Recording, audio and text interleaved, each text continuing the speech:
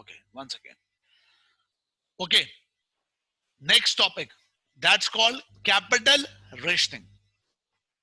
अच्छा, first of all एक recap financial management का लिखा हुआ है. सो आई मस्ट सजेस्ट कि ये 2 पेजेस जरा पढ़ लें अच्छी तरीके से.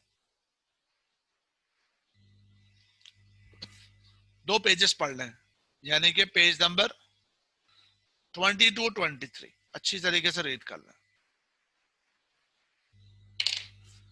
Read it now. Page number 22-23. Read it now. It's a topic connected with the FM.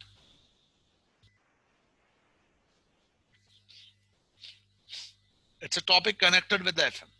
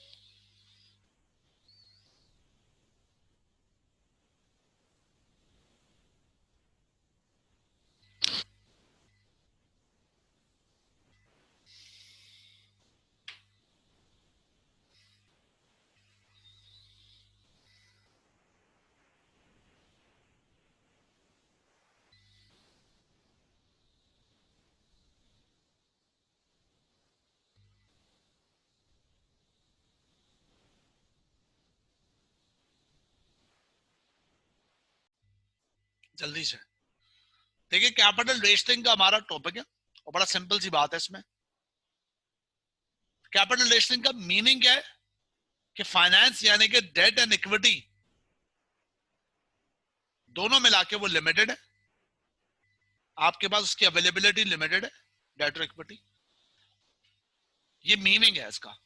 अच्छा, दूसरी बात, इसका सोल्यूशन क्या है? सोल्यूशन ये है कि आपके पास जो लिमिटेड फाइनेंस है इसको ऐसे यूटिलाइज करें कि आपका वेल्थ मैक्सिमाइज हो जाए. सिंपल. अब सबसे पहले इंपॉर्टेंट बात ये कि सर लिमिटेड क्यों है? लिमिटेड होने का या तो रीजन सॉफ्ट है या फिर हार्ड है. एक बात हो गई. जो ऊपर आप रीड करेंगे, सॉफ्ट इंटरनल रीजन है, हार्ड एक्सटर्नल रीजन है. बहुत सिंपल जो एफएम का है. ऊपर थ्योरी भी एफएम की लिखी हुई है. कभी ये वाली थ्योरी पूछी नहीं है, लेकिन पता होना चाहिए. दूसरी बात, जो आपने एफएम में पढ़ा है ना, वो ये पढ़ा है कि मेरे पास फाइनेंस लिमिटेड है सिंगल टाइम पीरियड के लिए. लेकिन जहां जो पढ़ने जा रहे हैं वो पढ़ रहे हैं एएफएम में कि यार अगर मेरे पास फाइनेंस लिमिटेड है, यानी कि मिसाल के तौर पे मैनेजमेंट ने मना कर दिया कि और शेयर इशू नहीं होंगे, गवर्नमेंट ने मना कर दिया डेट और इशू नहीं होंगे, डेट गवर्नमेंट ने मना कर दिया, लैंडिंग में कुछ रिस्ट्रिक्शंस कर दी, स्टॉक मार्केट डिप्रेस है. अगर ये सारी चीजें हैं और वो मल्टी पीरियड है तो वो यहां पढ़ेंगे, एफएम में नहीं था.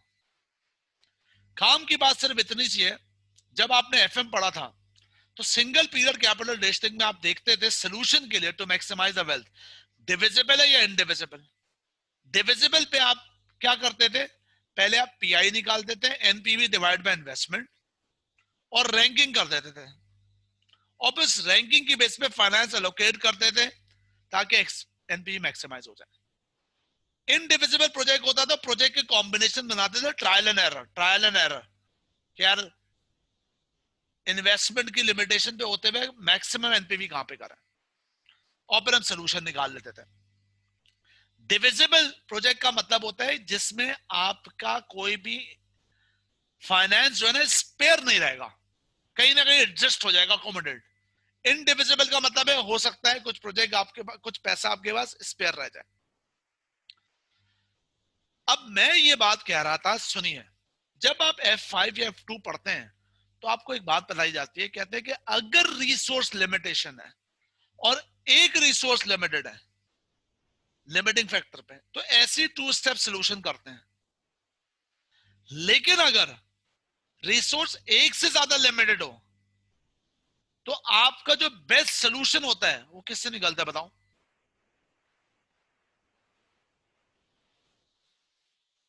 बताओ, F5 में पढ़ा मैं। अगर एक ऑब्जेक्टिव को मीट करने के लिए आपके पास रिसोर्स की लिमिटेशन एक से ज्यादा आ गई, या कोई भी लिमिटेशन एक से ज्यादा आ गई, तो फिर सोल्यूशन कैसे होता है?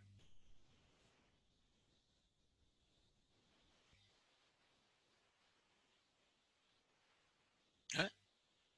इतना साल, कोई आंसर नहीं। यस, आदिल साहब, वेरी गुड। Linear programming.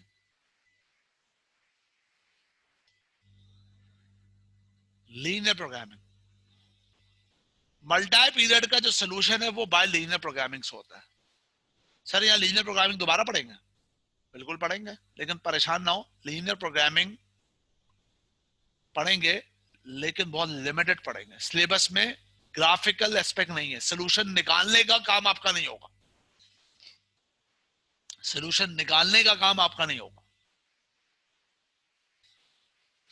तो अब बात क्या बनी? अच्छा सर, तो आप ये बोले हमें कि अब हम पढ़ने जा रहे हैं, क्या पढ़ने जा रहे हैं दोस्तों? हम पढ़ने जा रहे हैं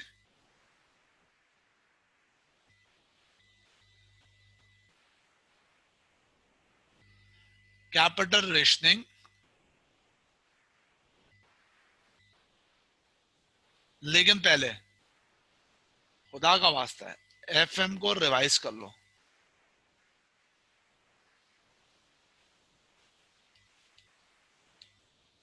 सिंगल पीरियड,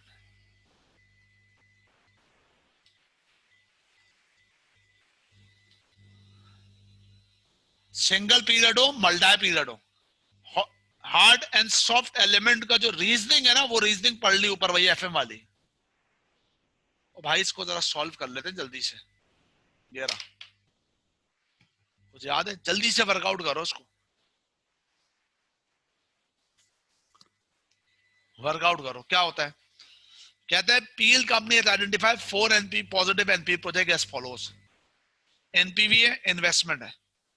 कहता है बताओ, अगर 12 मिलियन की इन्वेस्टमेंट हुई और प्रोजेक्ट डिविजिबल हुआ है तो क्या आंसर होगा, और अगर इनडिविजिबल हुआ है तो क्या आंसर होगा? जल्दी से वर्कआउट करें, आपके पास ऑलरेडी डॉक्यूमेंट होगा। जल्दी से वर्कआउट करें, मेक इट कोई करें। इस पे एएफएम वाला काम करना है, सवाल बन चुका है एक मरतबा।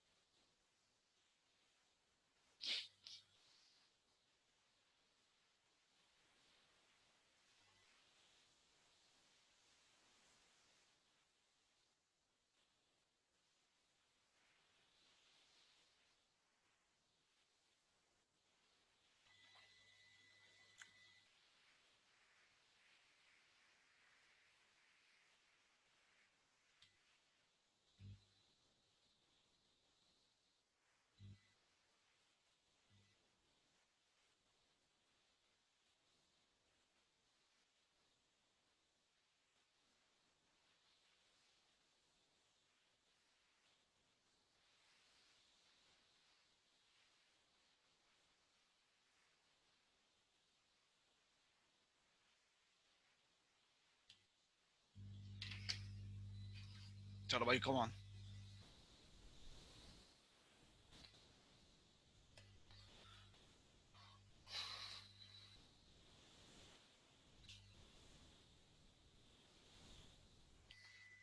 हाँ भाई, सबसे पहली बात, अगर प्रोजेक्ट जो है वो क्या हो, डिविजिबल हो।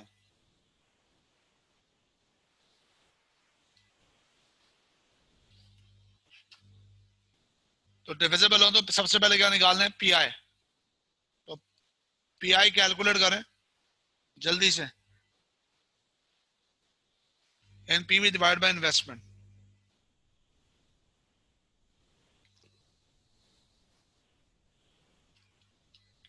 60 divide by 9,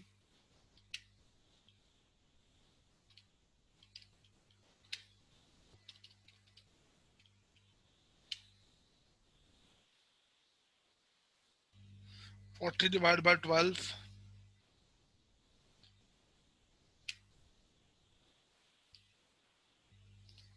35 divide by 6, 20 divide by 4।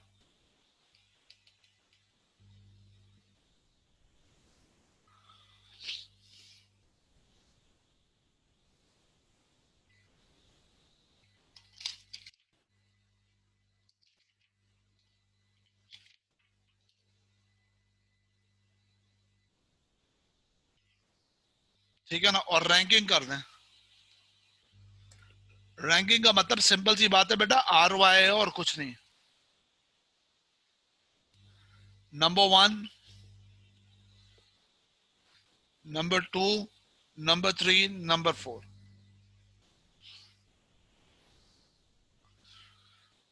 ठीक है भाई। तो पहला स्टेप हमारा जो वर्कआउट हुआ,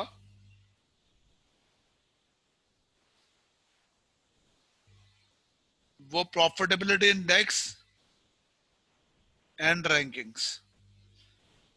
सेकंड स्टेप,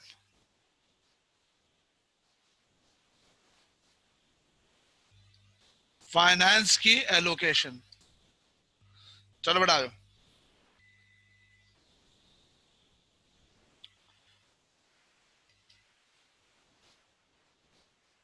प्रोजेक्ट, इन्वेस्टमेंट,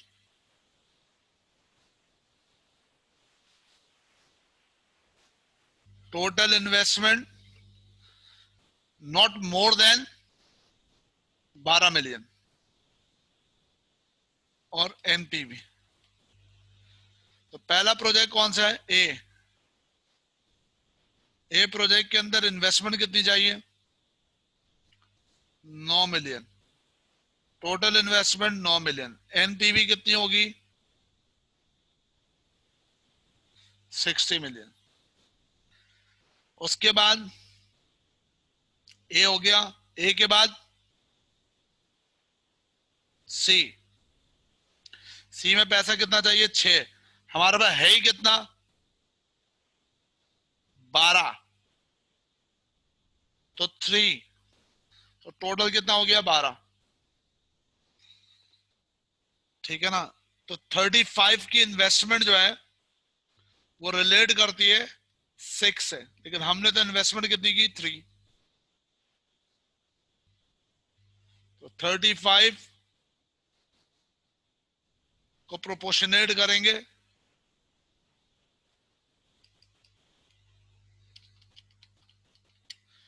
17.5। तो मैक्सिमम एनपीवी कितना हो सकता है, 16 प्लस 17.5, 77.5। ये मैक्स एनपीवी है, इससे बेहतरीन कोई सोल्यूशन नहीं हो सकता।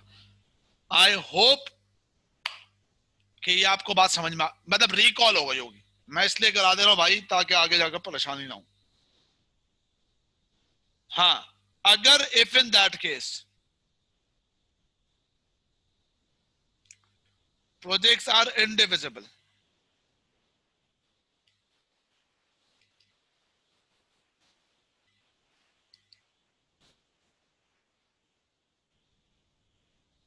इनडिविजिबल प्रोजेक्ट्स हो, तो प्रोजेक्ट के कॉम्बिनेशन बनाने पड़ेंगे, बनाओ।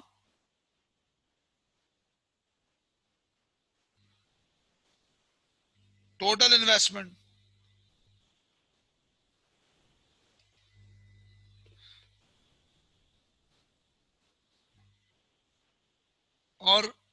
एनपीवी टोटल,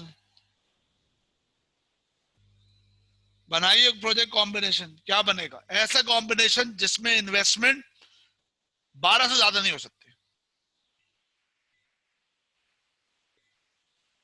तो भाई सबसे पहली बात, तो भाई प्रोजेक्ट इंडिपेंडेंट खड़ा होगा बी, उसमें ही 12।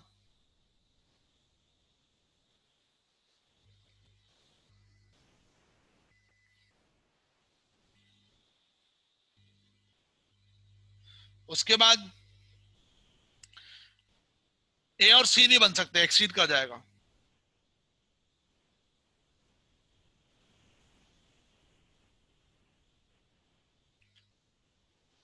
ठीक है ना? ए और डी भी नहीं बन सकता। हाँ, सी प्लस डी बन सकते हैं।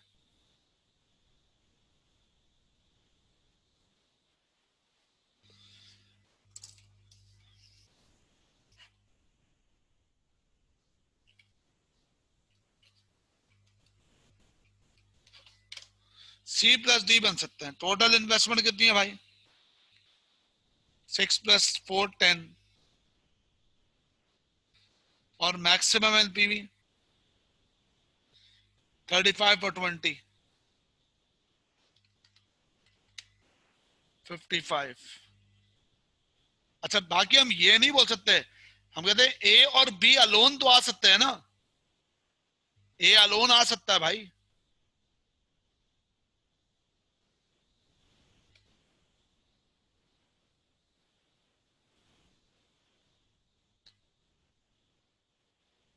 9 मिलियन की इन्वेस्टमेंट में कितना हो रहा है? 60 एनपीवी।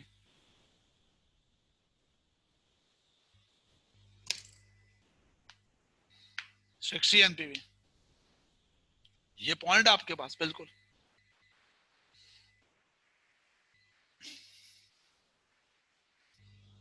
तो बेटा ये मैटर है आपके पास, ये हमने वर्किंग किया। मैं एक बात जल्दी से बता देता हूं, नमाज का ब्रेक लेते हैं। अगर म्यूचुअली एक्सक्लूसिव सिचुएशन आई, दोनों में हो सकता है, डिविजिबल में भी हो सकता है, इनडिविजिबल से भी हो सकता है। डिविजिबल प्रोजेक्ट में भी हो सकता है, इनडिविजिबल में भी हो सकता है, दोनों पे। तो उसका मतलब है भाई, म्यूचुअल एक्सक्लूसिव का मतलब वो दो या तीन इवेंट्स एक साथ नहीं हो सकते। ठीक है ना? तो हम क्या कहेंगे, अगर वो कोई कॉम्बिनेशन बनना है तो उसको रेस से आउट कर देंगे। मिसाल के तौर पे मैं सवाल में कहता हूं ए और सी आर म्यूचुअली एक्सक्लूसिव, मतलब ये दोनों एक साथ नहीं आ सकते, तो उसको रेट से आउट कर दो। फिर आप ए, मतलब किसको आउट करना है सर? ए और सी में से एक सेलेक्ट करना है, तो जाहिर सी बात है उसको सेलेक्ट करोगे जिसका हाईएस्ट रैंकिंग होगा। तो मैं फिर ए को पिक करूंगा और सी को इग्नोर कर दूंगा, और फिर मैं जाऊंगा ए के बाद डायरेक्ट डी के अंदर, यानी कि ए के बाद होगा डी, यहां पर डी आ जाएगा, ये रिप्रेस हो जाएगा डी, क्योंकि ए और सी एक साथ नहीं आ सकते। इसी तरीके से अगर कोई प्रोजेक्ट कॉम्बिनेशन बनना होगा ए और सी के साथ, इनडिविजिबल है, वो नहीं बन सकेगा, इग्नोर कर देंगे। ये सब आप कर चुके हैं कहां पर? एफएम के अंदर। Now the next portion, that is called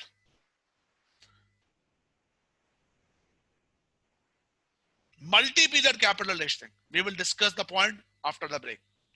सो नमाज का ब्रेक ले लीजिए, 20 मिनट्स। नमाज पढ़ने जाके भाई, नमाज नहीं छोड़ा कर, मुसलमान नमाज नहीं छोड़ सकता। नमाज का ब्रेक लेते हैं।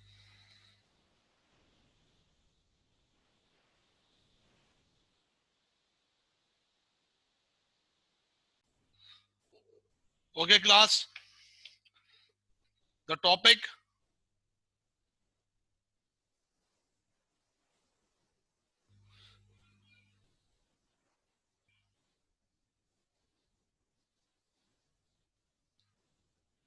कैपिटल रेशनिंग लेकिन मल्टी पीरियड मींस फाइनेंस की लिमिटेशन है मोर देन वन पीरियड, और ये जो टॉपिक कवर होगा वो बाय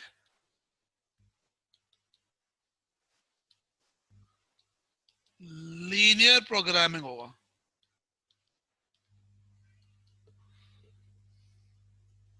देखें, पहले अच्छी तरीके से बात को सुने, बात को अंडरस्टैंड करें, उसके बाद एप्लीकेशन करें।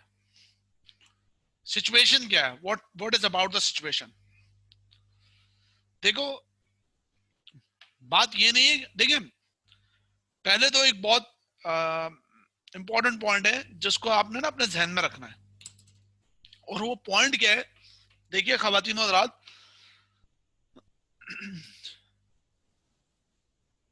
मैथ्स ना यूनिवर्सल होती है, ये मैं आपसे पहले भी बात कर चुका हूँ एफएम के अंदर, या आप मुझसे अगर पुराना सब्जेक्ट पढ़ चुके हैं कोई उसमें भी, कि मैथ्स ना यूनिवर्सल होती है और उसको प्रोफेशनली डिफरेंट वे पे कॉन्सेप्ट पे अप्लाई की जाती है। ये, ये जो लीनियर प्रोग्रामिंग है ये भी मैथ्स है, हम अपने कॉन्सेप्ट को इधर अप्लाई कर रहे हैं लीनियर प्रोग्रामिंग। यानी कि भाई मैं ये बताना चाह रहा हूं आपको, देखिए जब मिसाल के तौर पे आप किंडरगार्टन में थे, फिर लेवल 1 था, लेवल 2, 3, 4, उस वक्त आप एकेडमिक्स पढ़ रहे थे ना, प्रोफेशनल तो नहीं रहे, लेकिन सबको यूनिवर्सल मैथ्स पढ़ाई गई। फिर जो आपके क्लासमेट्स है वो कुछ आप जैसे लोग चार्ट अकाउंटेंसी में आ गए, कुछ इंजीनियरिंग में चले गए, कुछ मेडिकल साइंस, कोई जियोलॉजिस्ट बन गया, व्हाटएवर कुछ भी, लेकिन मैथ्स से सब यूनिवर्सल पढ़ा,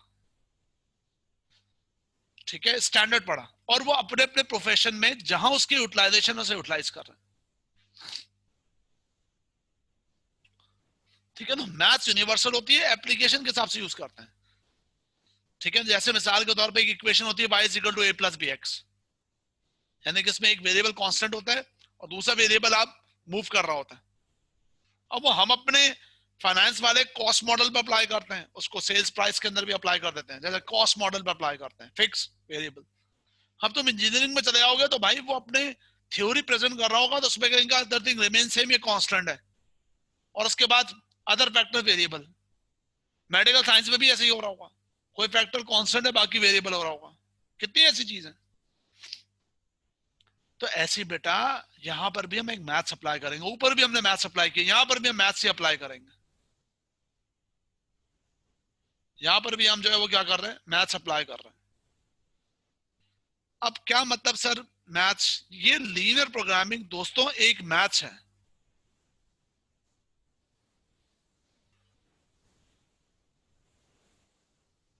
लीनियर प्रोग्रामिंग एक बेसिकली जो है वो क्या है, वो एक मैथ्स है बच्चों। ठीक है ना, यानी कि मैथ्स ने हमें सपोर्ट दिया कि आप अपने कॉन्सेप्ट को क्या करें, यहां पर अप्लाई कर दें, हम आपको सोल्यूशन दे देंगे। ठीक है, जैसे ऊपर भी आपने किया है, ये मैथ्स के सोल्यूशन था ऊपर जो वर्किंग किया आपने।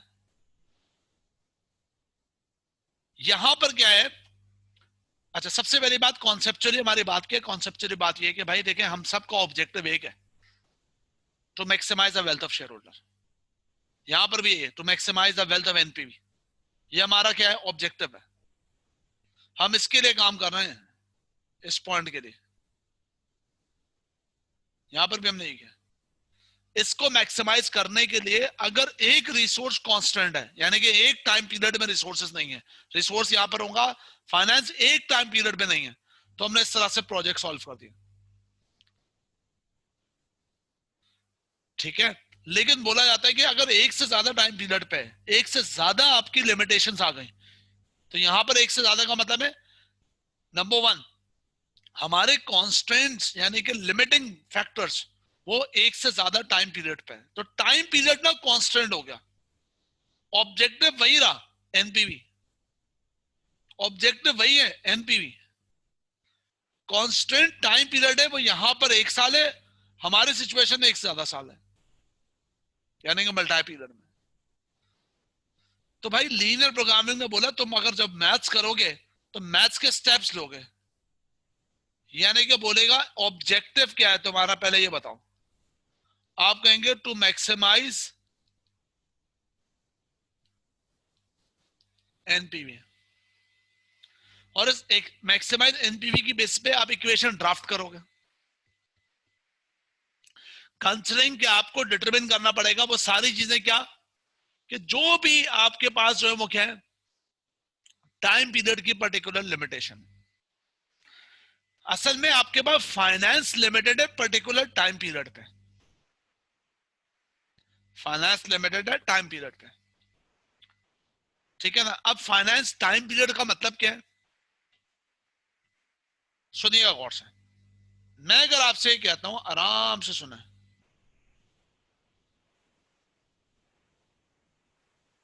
एग्जाम्पल मतलब हम अभी करके भी आए ऊपर, ऐसी चीज है ना, अभी आप देखेंगे। मिसाल के तौर पे एयर है, एयर 1 2 3 4, ठीक है, और 0 100 चाहिए, 10 का इन्वेस्टमेंट चाहिए प्रोजेक्ट में, फिर 2 का भी इन्वेस्टमेंट चाहिए। होता है ना भाई, इन्वेस्टमेंट फेज 1 से ज्यादा भी हो सकता है। हाँ, फिर इसमें ना रिटर्न्स हैं, plus plus plus returns. B में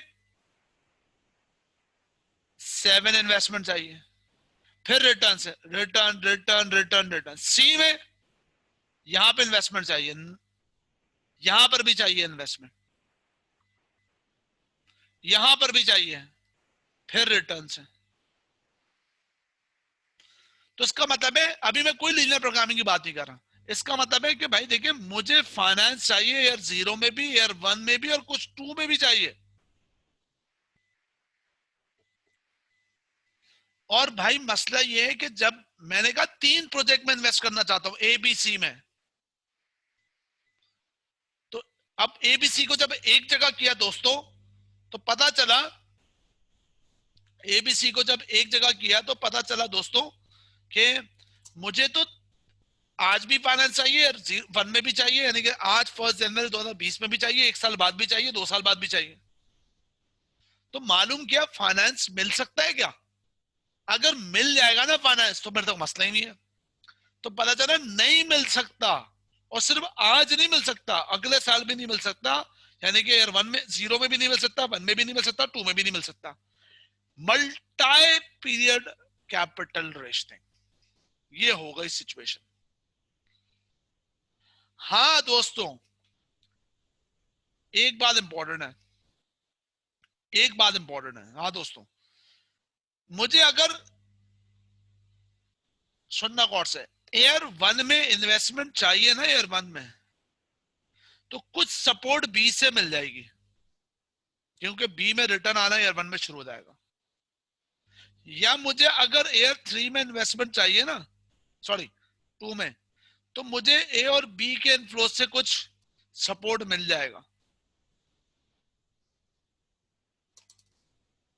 तो वो एक अलग बात है, उसको हम नेट ऑफ कर देंगे। तो सबसे पहली बात पता है क्या होगी, सबसे पहली बात, आइडियली मैं ये चाहता हूं, आइडियली, कि मैं तीनों प्रोजेक्ट में इन्वेस्ट करूं टू मैक्सिमाइज द एनपीवी। और ए में मिसाल के तौर पे एनपीवी 1 है, बी में 2 है, और इसमें 0.5 है। तो भाई मैं ऑब्जेक्टिव पहले क्या बनाऊंगा, भाई मैं तो चाहता हूं कि to maximize the NPV, to maximize the NPV का मतलब क्या है, NPV for example X, X is equal to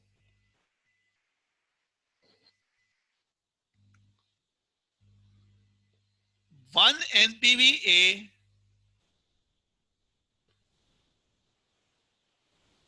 2 NPV B, 0.5 C. अपनी तरफ से लिखा मैंने दोस्त, अपनी तरफ से मतलब मैंने एग्जाम्पल खुद बनाई है इसे। मैं तो चाहता हूं ना कि ये भाई मैं एनपीवी, ये let's NPV is equal to X, मैं तो चाहता हूं कि मैं एक एनपीवी पूरा गेट करूं, ए को 100% करके, 2 एनपीवी गेट करूं बी को 100% करके, 0.5 करूं सी को 100% करके। लेकिन क्या करूं, इस ऑब्जेक्टिव को मीट करने के लिए मेरे पास कुछ कॉन्स्ट्रेंट्स हैं।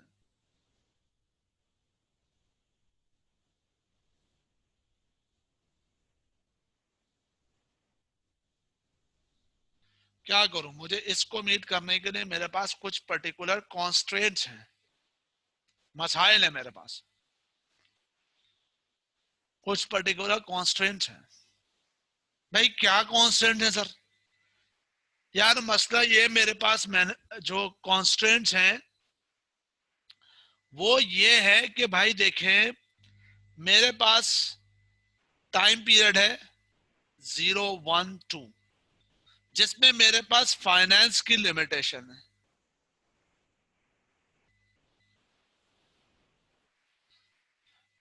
ठीक है ना? अब मुझे ईयर 0 पे मतलब भी फाइनेंस चाहिए, बी में भी चाहिए, 1 में भी चाहिए, 2 में भी चाहिए, सॉरी 0 में चाहिए, 1 में चाहिए, 2 में चाहिए, लेकिन मेरी लिमिटेशन हो गई है। भाई ईयर 0 में ना मुझे चाहिए, ये देखना, 10A plus 7B plus 9C। लेकिन मैं क्या करूं, मेरे पास इन सबको मिलाने के बाद भी ना मेरे पास 12 का फाइनेंस, एग्जाम्पल दे रहा हूं वैसे,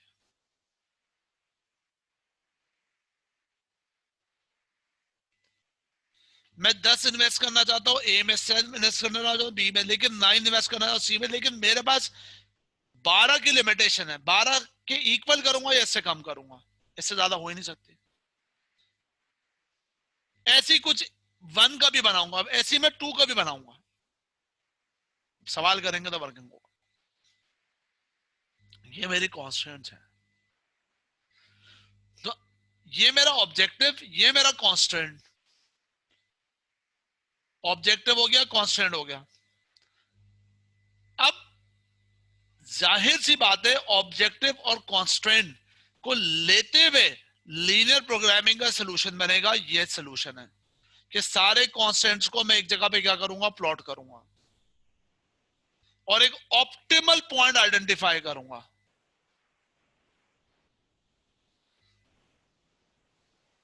और मेरे पास एक आउटपुट आएगा, और आउटपुट ये आएगा, मिसाल के तौर पे 0.7A, एग्जाम्पल दे रहा हूं, 0.6B, 0.9C। इसका मतलब क्या है? इसका मतलब है कि आप इस आउटपुट को पुट करें ऑब्जेक्टिव फंक्शन के अंदर,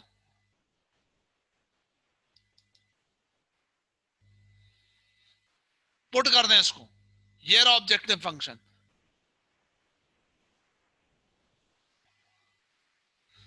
1A यानी कि 1 के अंदर 0.7 पुट कर दें, 0.6 पुट कर दें, 0.9 पुट कर दें। मींस भाई लीनियर प्रोग्रामिंग ने ये बोला है आपको, जनाब ये बेस्ट आउटपुट है आपका,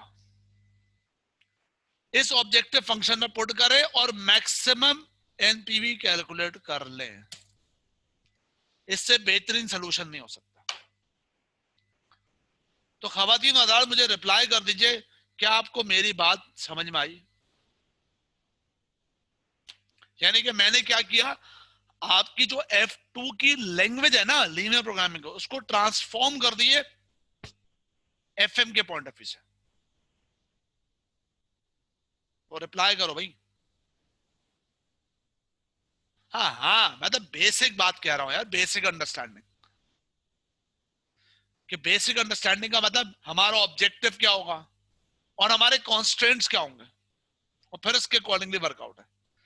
अच्छा, अब फॉर्चुनेटली अच्छी बात पता है क्या है, फॉर्चुनेटली अच्छी बात ये बेटा, कान खोल के सुन ले,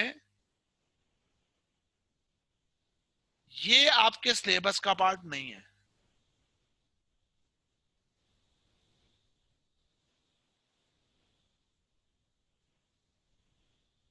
ये आपके सिलेबस का पार्ट नहीं है, ठीक है ना। एग्जामिनर ने कैटेगोरिकली बोल दिया है कि हम लीनियर प्रोग्रामिंग को ड्राफ्ट करना नहीं एग्जामिन करेंगे, नॉट इन सिलेबस।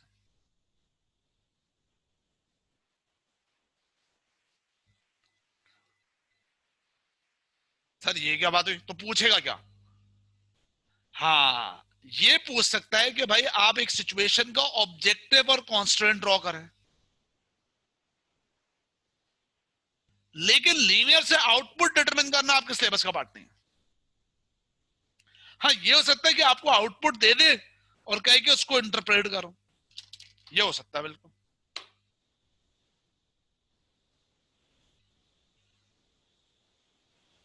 समझ में आ रही है ना बात?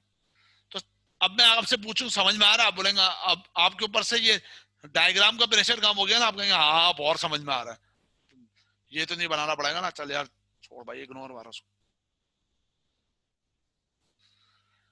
हाँ, दो बातें जानबूझ के नहीं की मैंने अभी, एक स्लैक और एक शैडो प्राइस। बुक में नहीं गिवन, लेकिन सिलेबस का पार्ट कहीं लिखा हुआ नहीं है, नहीं सिलेबस, मैं ये समझता हूँ सिलेबस का पार्ट है वो, बल्कि एग्जाम हुआ एक मतलब, शैडो प्राइस और स्लैक।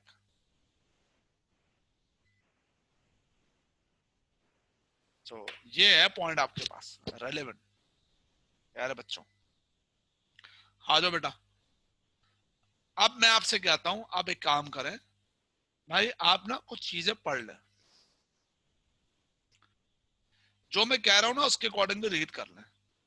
जनाब अली, आप जरा पढ़ लीजिए page number 24, page number 25, page number 26, बस यहां तक पढ़ना है, पेज नंबर 27 तक। एग्जाम्पल 2 मत पढ़िएगा। Page number 24, page number 25, page number 26, एक मतलब रीड करना है।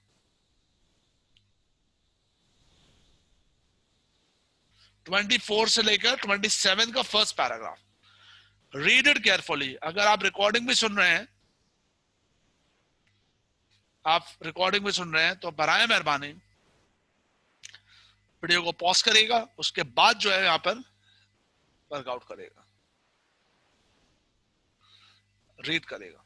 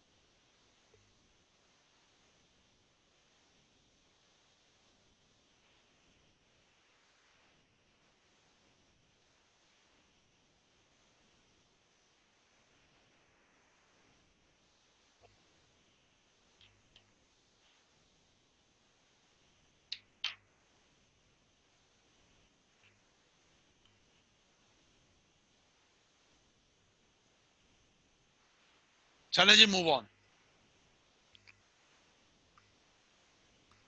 मैं रीड करता हूं आपके साथ, और आसान सा है, कोई इतना कॉम्प्लिकेशन नहीं है। लिखा हुआ है solution to multi period capital rationing problem can not be found using the PIs. कि वो कह रहा है भाई पीआईस के थ्रू तो नहीं होगा ये तो मैं आपको पहले ही बता दें।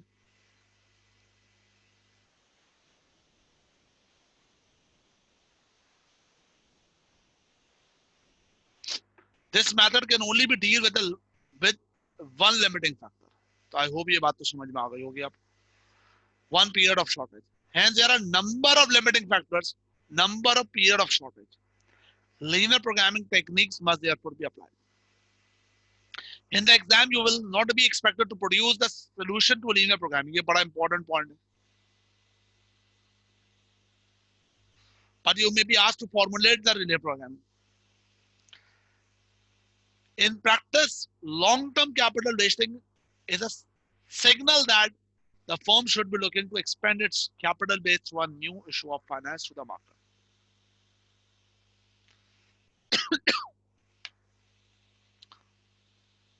ठीक है ना? अब जैसे ये सवाल है, अब इस सवाल को आपने समझ तो गए सवाल सर ने क्या दिया है। ए माइनस मतलब ये प्रोजेक्ट्स हैं कंपनी के, ये नजर ही आ रहे हैं आपको।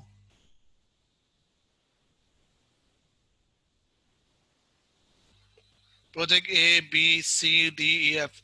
अब गौर से देखिए, प्रोजेक्ट 0 है, 1 है, और 2 में भी इन्वेस्टमेंट चाहिए, 10 10 5 28। अगर मैं 0 में इन्वेस्टमेंट टोटल करूं तो 10 + 10 + 5 + 20 + 8 53 चाहिए। लेकिन वो कहता है भाई एयर 0 में तो सिर्फ 20।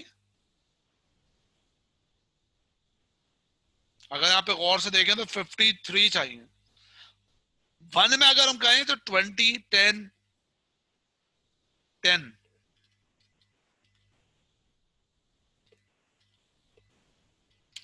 30, लेकिन ये कवर अप हो जाएगा ये 2 और ये गलत कर दिया सॉरी। 20 पैसा चाहिए, 10 चाहिए, 30 45 49। 49 में से माइनस करना है अगर 12 तो 37 चाहिए, लेकिन है हमारे पास कितना?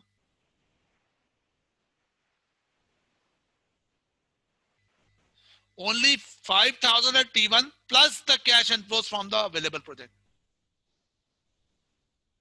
In each time period, therefore, capital is freely available.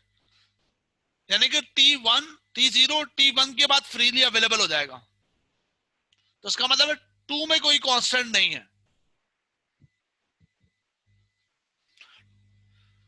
2 में कोई कांस्टेंट नहीं है, 0 1 का मैटर है। अब आ जाइए, सबसे पहली बात वो कहता है भाई हमारा ऑब्जेक्टिव क्या है। यानी कि सवाल में अगर आपको एनपीवी गिवन नहीं होगा तो पहले तो आप एनपीवी निकालेंगे, गिवन लो ठीक है, नहीं तो नहीं। अब आपने सबसे पहले क्या किया, project A B C D E F का एनपीवी निकाला टोटल करके, ये एनपीवी है, ठीक है ना। और फिर आप लीनियर प्रोग्रामिंग की तरफ चले गए। स्पेलिंग मिस्टेक है लीनियर के,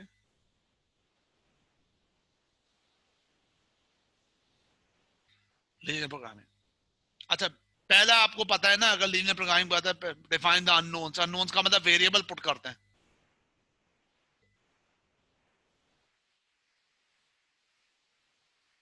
ठीक है ना। तो ये भाई आपने ए बी जो भी है ना, ए नाम रख दिया प्रोजेक्ट ए का, बी नाम रख दिया प्रोजेक्ट बी का, सी नाम रख दिया प्रोजेक्ट सी का, डी नाम कर दिया प्रोजेक्ट डी का, ई कर दिया ई का, और एफ कर दिया एफ का, और जेड जो नाम रखा है ना वो है एनपीवी।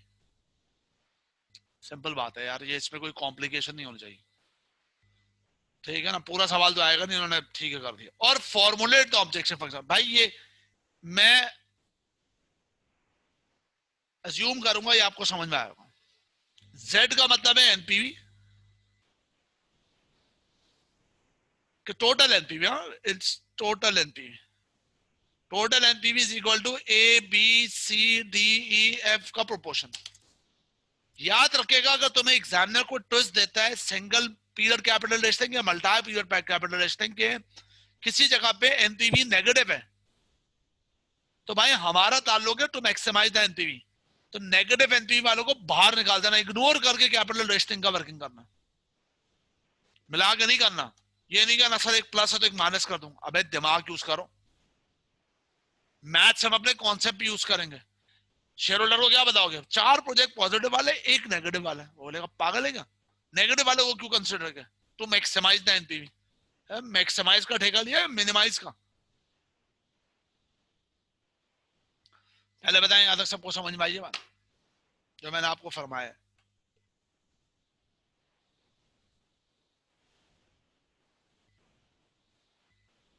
बोले हाँ। अब इसके अकॉर्डिंगली भाई क्या है, कॉन्स्टेंट है सर, ये देखें constant. Express the constants including non negativities. अच्छा मैथ्स में नॉन नेगेटिविटीज को आपको समझना चाहिए, लेकिन बात की बात है टाइम 0 टाइम 1। सर इन्वेस्टमेंट तो 3 साल है, अबे 3 साल है, 2 साल लिमिटेशन बोल रहा है, 0 में इन्वेस्टमेंट। मैं अज्यूम करूंगा ये कांस्टेंट बनाना आ गया होगा आपको, 10A 10B 5C 20E 85 less than equal to 20। बेटा ये सी के अकॉर्डिंग है ना, ये देखो ना यार ये पैसे कितने चाहिए, 10 10 5 28 10A 10B 5C 20E 8F less than equal to this. फिर 28 10B 15 4 less than equal to 5। अब ये इक्वेशन कैसे बनाई है देखो,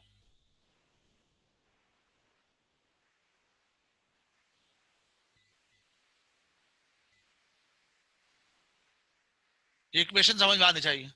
20A चाहिए 10B चाहिए प्लस 15D 4F। तो हमारे पास ये जो पोर्शन है ना, ये वाला पोर्शन,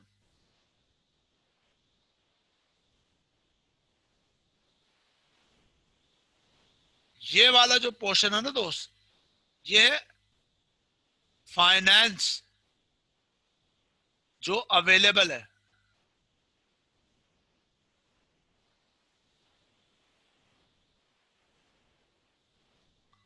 फाइनेंस जो अवेलेबल है, दैट्स अ की पॉइंट। फाइनेंस जो पर्टिकुलर क्या है, अवेलेबल है। हाँ बिल्कुल सही कहा, इसमें मिस प्रिंट हुआ हुआ है, बिल्कुल एब्सोल्युटली राइट। ये देखें हमारे पास फाइनेंस क्या क्या अवेलेबल है, हमारे पास ये फाइनेंस अवेलेबल है दोस्तों, हमारे पास ये 2 अवेलेबल है और ये +10 भी अवेलेबल है और ये 5 अवेलेबल है। तो 10E भी लिखेंगे, बिल्कुल सही कहा आपने, ये मिस्टेक है यहाँ पर।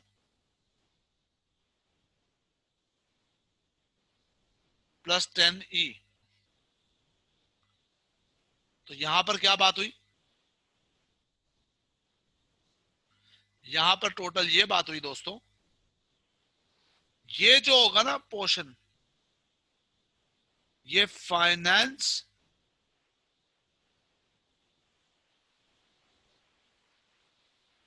अवेलेबिलिटी हो गया,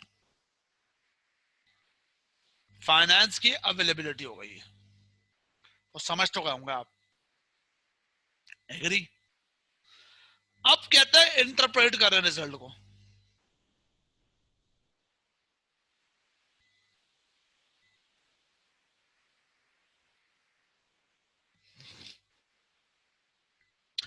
सबसे पहले हम सबको टेक्निकली बात पता होनी चाहिए, the linear program when solved will give value A B C D E and F। this will be the proportion, मतलब आंसर आएगा परसेंट डेसिमल्स में, 1 से अब आंसर नहीं आ सकता, हर एक का आंसर आएगा 1 के अंदर अंदर, क्योंकि 1 के अंदर अंदर बताएगा 70% करें प्रोजेक्ट, 100% करें, 1 का मतलब 100%, 0.95 का मतलब 95%, 0.4 का मतलब 40%, which should be undertaken to maximize the NPV an amount given by Z। ये माइनस का साइन नहीं है। फर्दर क्या है, the objective function is to maximize NPV earned। This will be the sum of the NPV and the form of the project. Since they may each be done by only part, the full NPV from each is multiple by the proportion undertaken ABC, and therefore sum together to find the objective function. अबे जो करोगे ना maths उसकी अंग्रेजी लिखी है. फिर कह रहे कॉन्स्टेंट्स क्या है. पहला तो कांस्टेंट है लिमिटेड कैपिटल T0. फिर आपने T0 के बाद बताया T1. T0 का बता दिया 20,000. फिर T1 को आपने एक्सप्लेन किया है क्योंकि C और E अवेलेबल होंगे, तो फिर आपने पूरा एक्सप्लेन कर दिया, एक्सप्लेनेशन, इंटरप्रिटेशन. अच्छा, एक चीज बड़ी इंपॉर्टेंट होती है,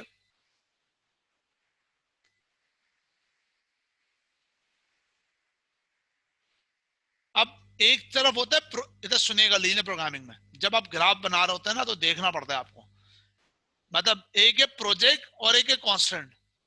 तो मैथ्स में तो नंबर हो सकता है ना एक से ज्यादा, 2, 3, 4, लेकिन प्रोजेक्ट एक वक्त में एक ही होगा, यानी कि ए प्रोजेक्ट होगा तो वो 2 नहीं हो सकते, 1.2 नहीं हो सकते, 1 के अंदर अंदर है. अभी मैं थोड़ी देर पहले कह रहा था. तो जो आपका आंसर आएगा ना must be less than equal to 1 होगा आंसर. 1 से अब हो ही नहीं सकता प्रोजेक्ट.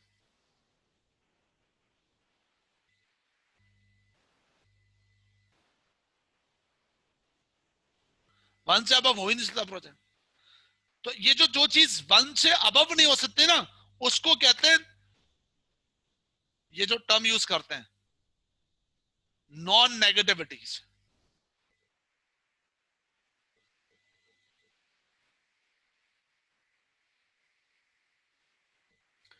अगर आप नॉन नेगेटिविटीज नहीं भी देख रहे हैं ना, कोई हर्ज नहीं, को पूरा सोल्यूशन थोड़ी आएगा. बेटा अब आ जाएं, ये आपके पास एक क्वेश्चन है दोस्त, इधर सुनो. ये क्वेश्चन है, ये हमने अटेम्प्ट करना है दोस्त, बेसिक. फिर हमने जाना है एरबोर में. एरबोर जो है ना दिसंबर 12 में एग्जामिन हुआ है. एग्जाम्पल 2 ये आपके सामने, आपके पास भी अवेलेबल होगा. एरबोर भी नहीं, एरबोर तो नहीं है. खैर शुरू हो जाओ बेटा, शाबाश.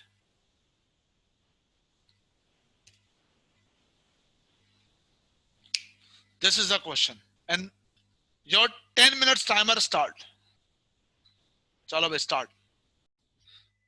ओके जी, एग्जाम्पल 2.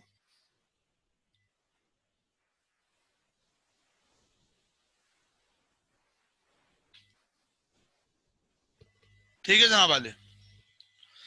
कहता है जाके company is considering investing in the 3 projects over the next 2 years. Level of investment required of each project as follows. ये projects हैं, ठीक है ना. इन्वेस्टमेंट रिक्वायर्ड 0 में भी रिक्वायर्ड है, 1 में भी रिक्वायर्ड है, 2 में भी रिक्वायर्ड है. After these amount have been invested, all 3 projects are several years for positive cash inflows, and these projects have a positive NPV as follows. ये रहा project NPV, मसला ही नहीं है. जाके company faces a capital rationing constant T012, तीनों साल में capital रेशिंग्स है. On the assumption that none of the project can be deferred and all the project can be scaled down, not scaled up. Down का मतलब 1 या 1 से कम हो सकता है, 1 से अप नहीं हो सकता. Formulate capital rationing model.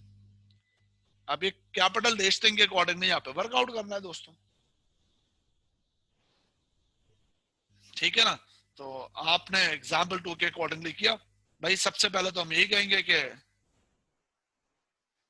जो अननोन्स हैं,